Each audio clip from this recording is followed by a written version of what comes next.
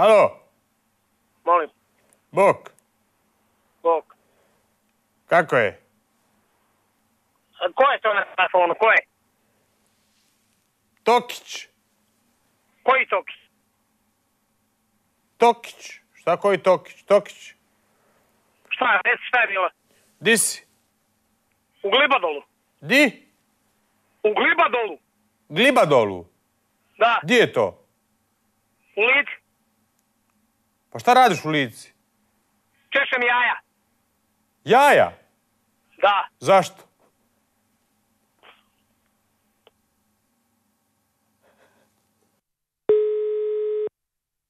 Šta je bilo? Halo? Šta je bilo, reci? Pa ja zovem za oglas, ti mi pričaš da češeš jaja. Šta me trebaš? Ko ja? Da. Pa za oglas te zovem. Kakav oglas? Za fotelje. Koje fotelje? Dvije. Ne prodajem ja fotelje. Kakve fotelje? Što si nabrijan?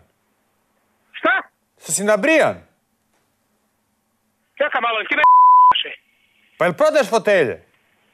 Ne prodajem fotelje. Pa kako ti je broj da prodaš dvije fotelje? Pa neko je stavio moj broj, razumiješ da prodajem fotelje.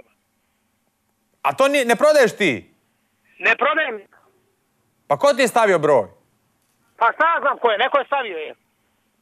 Znači neko te prca. Točno, neko me prca, da. Pa kakvi su to ljudi? Pa šta ja znam kakvi su. A kakve su ti te fotelje? Ti čuješ mene šta ja tebi govorim? Šta? Da ne prodajem fotelje. Pa ali oglas ti je tu, čovječe Boži. Ima... Već danima gledam da ću zvat. To pa što nisi onda prije zvao? Pa nisam imao kuna. Nisi imao kuna za zvat? Da. Pa me sad zoveš? Da. Koji si like? Ne prodajem uopće fotelje. Pa dobro, ali zašto se ljutiš na mene? Pa nisam ja ništa kriv. A ko je rekao da si kriv nego slušaj, ako me zovneš, onda reci zašto me zoveš. Pa zašto si ljut na mene? Tako se dereš, što si ljut. Nisam ljut. Pa zašto se dereš na mene? Pa što sam ja kriv, što je tebi neko dao oglas i ja sam slučajno nazvao. Dobro, kuš, dobro, okej, ajde. Jesi završio, jesi? Pa vidi, dalje si bezobrazan. Pa hoće da te ja nađem. Šta? Da te ja nađem. Šta si rekao, nisam ti čuo? Hoćeš da te nađem. Nađi me. Di si? Di si da te nađem? Di si? Evo u Lencu sam. Di? U Lencu sam, dođi u Lenac. Di? U Lenac? Da. U koji Lenac? Evo ti mene stalno, manje. Pa rekao si da si u Lici malo prije, kakav Lenac pak sad?